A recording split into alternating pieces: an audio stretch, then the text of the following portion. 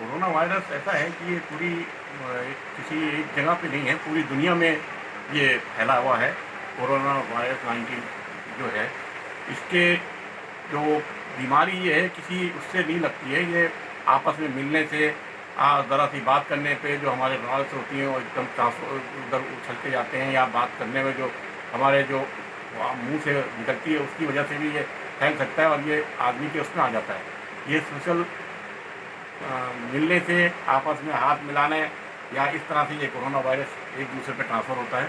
इसकी सेफ्टी के लिए यही है कि हम लोगों को अपनी दूरी बना के रखना चाहिए रखना चाहिए, और एक दूसरे से मिलना भी नहीं चाहिए, डिस्टेंस बना के रखना चाहिए।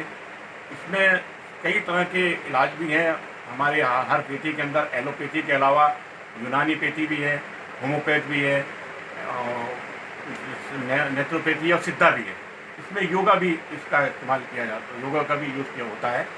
इस हमारे यूनानी पैथी के अंदर हमारे यहाँ कई ऐसी दवाएं हैं जो इसमें काम आ सकती हैं यूनानी पैथी में। इसी तरह होम्योपैथ पैथी में भी इसी तरह की दवाइयों का, कई तरह की दवाइयाँ हैं जो आयुष डिपार्टमेंट ने उसको अपनी उसमें भी साइट पे भी दे रखा है और उसको बताया भी है कि इस दवाओं का इस्तेमाल करने से ये आपकी इम्यूनिटी बढ़ती है, जिसकी वजह से ये चीज़ आपको नहीं हो पाएगी। यूनानी में भी हमारे यूनानी के उसमें हम लोगों ने एक काढ़ा भी हमारे यहाँ चलाया था। उस काढ़े का हम लोगों ने इस्तेमाल भी किया। वो स्वाइन फ्लू के पीरियड में भी हमने वो काढ़ा लोगों को दिया था, उससे बहुत लोगों को फ़ायदा हुआ। स्वाइन फ्लू के उससे कंट्रोल, जिन इलाकों में हम लोगों ने पिलाया था उसमें ये स्वाइन फ्लू कंट्रोल हुआ था। उसी में इसमें भी उसी तरह की मेडिसिन है। इसमें कुछ मेडिसिन हमने और डाल रखी हैं जिसमें ये स्वाइन फ्लू काढ़ा, ये काढ़ा बनता है। इस काढ़े से इंसान में जो लोग भी इसको पीते हैं तो उसमें उसकी इम्यूनिटी डेवलप हो जाती है, और ये जितनी भी मजबूत इम्यूनिटी होगी उससे ये वायरस जो है उसको पकड़ नहीं पाता है और उससे बचाव हो जाता है। मेरा सबसे यही कहना है कि आप सोशल डिस्टेंसिंग बना के रखें। ये वायरस ऐसा है, किसी जाति को नहीं देखता, ना हिंदू को देखता है, ना मुसलमान को देखता है, ना सिख को देखता है, ना जैनियों को देखता है, ना किसी बनिए को देखता है, किसी को भी नहीं देखता। ये हर किसी को आ सकता है। इसमें कोई जाति किसी विशेष के लिए ये नहीं है वायरस। इस वायरस से हम लोगों को, इसका बचाव के लिए हमको हर चीज़ का ध्यान रखें। हमारी सरकार भी, राजस्थान सरकार भी इस पर बहुत मेहनत कर रही है। रेगुलरली उस पर उनकी वर्किंग हो रही है। पहले उनकी टेस्टिंग कम थी, अब उन्होंने टेस्टिंग पे भी अपना बहुत ज़्यादा जोर दे दिया है। इसके अंदर मैं गहलोत जी का भी बहुत शुक्रगुजार हूँ, और मैं हमारे जो मंत्री हैं उनका भी मैं शुक्रगुजार हूँ। लेकिन इसके साथ साथ जो ये लॉकडाउन के अंदर कुछ कमियां हुई हैं, हमसे गलतियां हम लोगों से भी हुई हैं, और सरकार ने भी अपने तौर पे पूरी कोशिश की है कि वो उसको करे। लेकिन कुछ जगहों पे जैसे वो अपना ये फ्री राशन दे रहे हैं लोगों को, इसमें उन्होंने थोड़ा अगर सिस्टमेटिकली इसको कर ले तो लोगों की तकलीफ नहीं होगी। उसको सिस्टमेटिकली उसको एरिया वाइज बांट दें, और हर एरिया के अंदर 2-3 मौजूद लोगों को लेके उनके वहाँ जैसे राशन बनवाते हैं, राशन लोगों को दे रखें, तो एक जगह जमा हो जाए उस इलाके के एक मोहल्ले के राशन, और उसकी एक लिस्ट बना के वो प्रॉपर वे में उसको दे दें, या फिर उस राशन के हिसाब से वो किट उनको दे के और उसकी वो आईडी लेके जिनको उन्होंने जिम्मेदारियां दी हैं वो उस हिसाब से कर लें, तो ये इतना भीड़ भी नहीं होगी। मैंने ये देखा है कि कई इलाकों में इस तरह मैं गया तो वहाँ देखा कि ये निगम वाले और इनके गवर्नमेंट के लोग आ रहे हैं बांटने, तो एकदम से हर मोहल्ले से वो एक भीड़ लग जाती है, जिसकी वजह से सोशल डिस्टेंसिंग का जो मसला है वो हमारा लॉकडाउन वाला वो पूरा नहीं हो पाता है। तो इसके लिए मेरा एक सजेशन है हमारी सरकार को भी, और जो हमारे प्रशासन जो लगा हुआ है उसके लिए भी, कि वो इस तरह का इलाके वाइज एक सिस्टम बना लें, और उसमें राशन की जो जैसे जमा करके वो दे रहे हैं, तो जैसे मान लीजिए एक लिस्ट के अंदर 50 लोग आते हैं तो 50 राशन कार्ड की लिस्ट उसको देते हैं, और 50 वो जो किट उसको हैंडओवर करें, तो वो अपने इलाके में उनको इंडिविजुअल घर जाके वही सिंगल आदमी जिसका राशन है उसका राशन दे दे और उसका वो चीज़ दे दे। तो इस तरह ये लोगों की भीड़ भी जमा नहीं होगी, और इससे ये जो हमारा ये कोरोना है ये फैल भी नहीं पाएगा, एक ही जगह रुका रहेगा जहाँ है, जिस इलाके में जिस तरह है। इससे लोगों तक सामान भी, जो लोग हैं उन तक सबके पास पहुँच भी जाएगा, ज़रूरतमंद के पास भी पहुँच जाता है। बहुत से लोग इसको जमा करने की अपनी नीति बनाए हुए हैं, वो भी बिल्कुल गलत है, तो इससे बचाव हो सकता है। अभी एडमिनिस्ट्रेटिव राजपूताना आयुर्वेदिक यूनानी तिब्बी कॉलेज जयपुर में एडमिनिस्ट्रेटर हूँ। मैं डॉक्टर आमिरा फातिमा अलवी। अभी जो ये कोरोना चल रहा है इसको देखते हुए मैंने एक कविता लिखी है। मैं पहले वो आपको पढ़ के सुनाना चाहती हूँ, उसके बाद कोरोना क्या है उसके बारे में बात करेंगे। सुनो भैया, दीदी, दादा, दादी, नाना और नानी, अब कोरोना से नहीं है जान गंवानी। खूब देर तक हाथ धोना है लेकर साबुन और पानी। मुंह ढकना है, दूर दूर रहना है, लेना है साफ सुथरा खाना पानी। हम सब ने मिलकर एक बात है ठानी, चाहे कुछ हो ये बीमारी जल्दी है दूर भगानी। हम सभी को मिलकर ये सब करना है, घर में रहना है, सुरक्षित रहना है, याद रखना है यह बानी।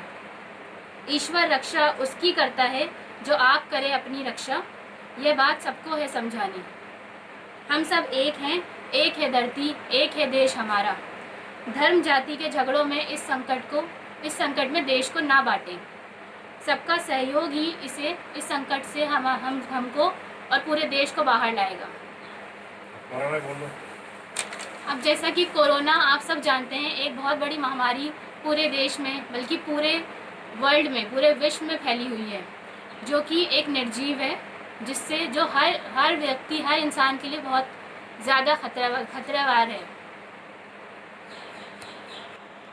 अब जैसा कि आप सब जानते हैं, कोरोना बहुत बड़ी महामारी पूरे विश्व भर में फैली हुई है।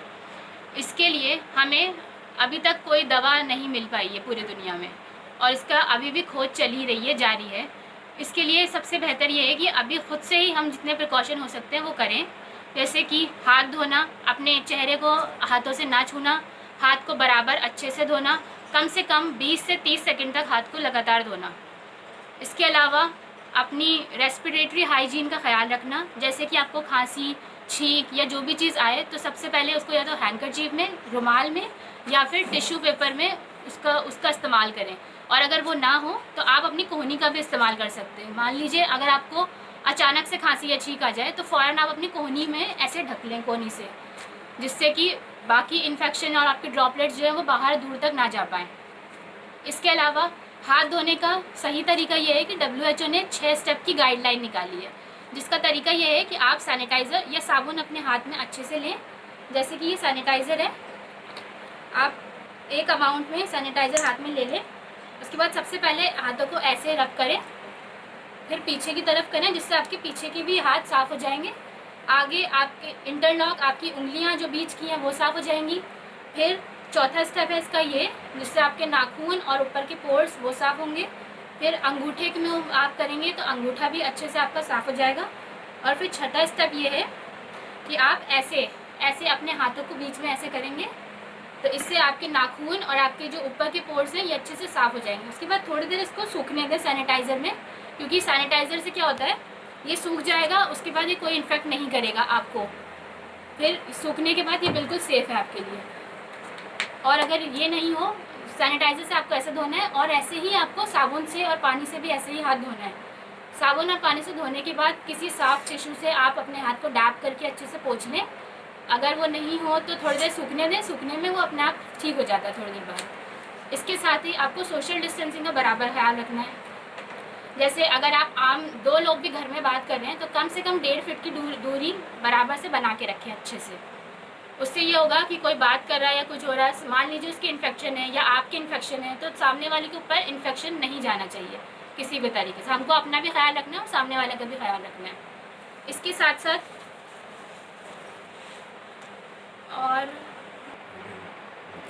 साथ साथ आपको गर्म पानी का यूज़ ज़्यादा से ज़्यादा करना है। हो सके तो अगर आपके घर में अदरक और दालचीनी, काली मिर्च और हल्दी ये तो होती ही होगी, पानी में इसको अच्छे से उबाल के इसको पी लें या फिर इसका गरारा कर लें आप अच्छे से, क्योंकि ये सब चीज़ें गर्म होती हैं जो आपकी इम्यूनिटी को बढ़ाने में मदद करेंगी। इसके अलावा ठंडी चीज़ों का बिल्कुल भी यूज़ मत करें, फ्रिज की रखी चीज़ें मत यूज़ करें, और ठंडा पानी ना पिएं।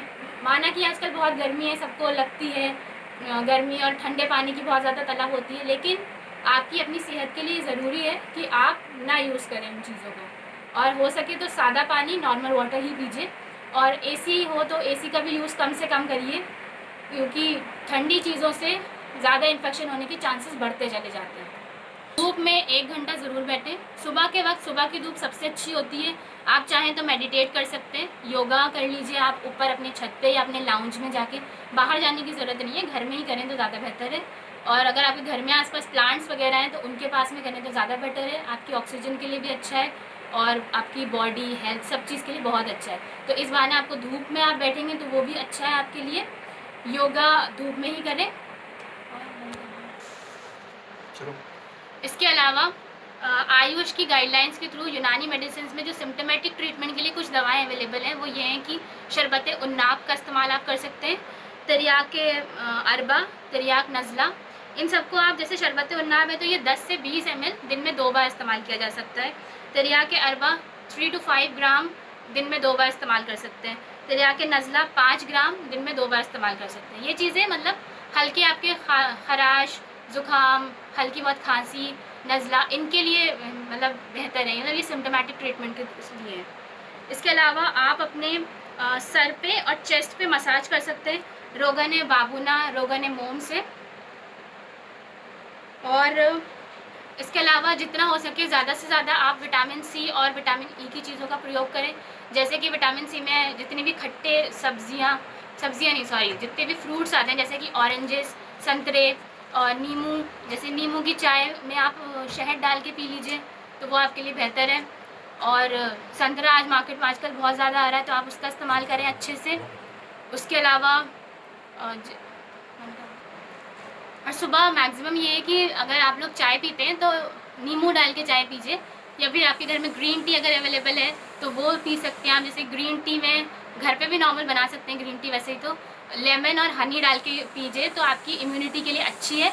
उसके अलावा आप दूध में हल्दी डाल के यूज़ कर सकते हैं, वो भी आपके लिए अच्छा है, रात को आप पीजिए, बहुत अच्छा है।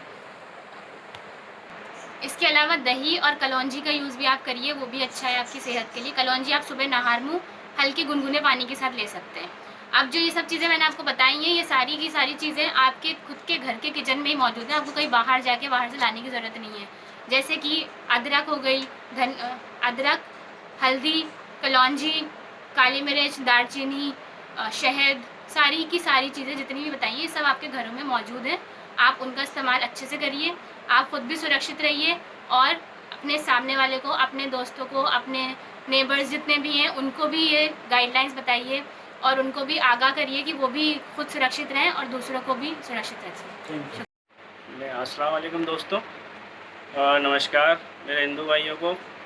और मेरा नाम मोनिस अहमद है और मैं जयपुर का निवासी हूँ। मैं पूरी जनता से, जो यंग जनरेशन है, चाहे वो कोई भी रिलीजन की हो, कोई भी मतलब यूथ हो हिंदुस्तान का, मैं उससे यही कहना चाहता हूँ कि जो आजकल ये कोविड-19 है उससे हम लोगों को कुछ सीखना चाहिए। ये हमारे सीख के लिए जो हमारी कमियां हैं उसको दूर करने के लिए एक अल्लाह ताला ने हमारे ऊपर एक ऐसी चीज़ भेजी है जिससे हम अपनी इंसानियत को भूल चुके हैं उसको हम अपनाएं। और उस जो पैसे वाले लोग हैं, जिनके पिता वो अच्छा कमाते हैं, जो जैसे वो अपने आसपास के लोगों को देखें और उनकी मदद करें। ये नहीं कि आपके पास राशन आ रहा है, सरकार भेज रही है, वो हमारे पहले गरीब लोगों को जिनके पास नहीं है उन तक पहुंचाएं और आप भीड़ ना लगाएं उस जगहों पर। तो मैं भी यही चाह रहा हूँ कि जो हमारी यंग जनरेशन है वो इस तरफ थोड़ा रुजू हो। और सबसे अच्छा मौका ये है कि हमारे घर वाले हमारे साथ हैं और अपने ये मौका ऐसा है कि हम लोगों को कभी टाइम नहीं मिलता, छुट्टी नहीं मिलती। आज लोग वर्क फ्रॉम होम कर रहे हैं, कुछ लोग नहीं कर रहे हैं, जिनकी ऐसी नौकरियां हैं जो नहीं कर पा रहे हैं, इनकी छुट्टियां कर दी गई हैं। वो लोग अपने घर में माँ बाप के साथ वक्त बिताएं। जिन लोगों को मिसगाइड किया गया है ये जिहाद है और ये गलत है, ये सबसे अच्छा जिहाद का टाइम ये है कि अपने माँ बाप की सेवा करें। जो गरीब लोग हैं उन गरीबों को खाना खिलाएं 2 वक्त का। हो सकता है अल्लाह ताला आपको यही देख के हमारे सवाब अदा फरमाएं। सो बस मैं यही चाहूँगा कि आप लोग बहुत अच्छे लोग हैं माशाल्लाह। और सबसे अच्छी चीज़ हम सोशल डिस्टेंसिंग रखें, चाहे वो घर में भी हो। अगर आपको थोड़ा सा भी डाउट हो रहा है तो आप सबसे पहले जाके चेकअप करवाएं। और हमारे पास जो डॉक्टर आ रहे हैं, जो प्रशासन आ रहा है, जो चीज़ें वीडियो सामने आए ये बहुत शर्मिंदगी की बात है। चाहे वो कोई भी हिंदू हो, मुस्लिम हो, जैनी हो, जहाँ पे भी जिस एरिया में हमारे मुल्क के हो रहा है ये सब गलत है। उनकी मदद करें और अपने लोगों की अगर आपको डाउट है तो उसको सबसे पहले डॉक्टर के पास ले जाएं, दिखाएं। अगर आपके पास कोई कांटेक्ट नंबर नहीं है या कुछ है तो आप पुलिस को कॉल करें, वो खुद आपके लिए सारी सेवाएं उपलब्ध करवाएगी। बस मैं यही कहना चाहूँगा, सबसे ज़्यादा अच्छा मौका है कि अपने घर वालों की मदद करें।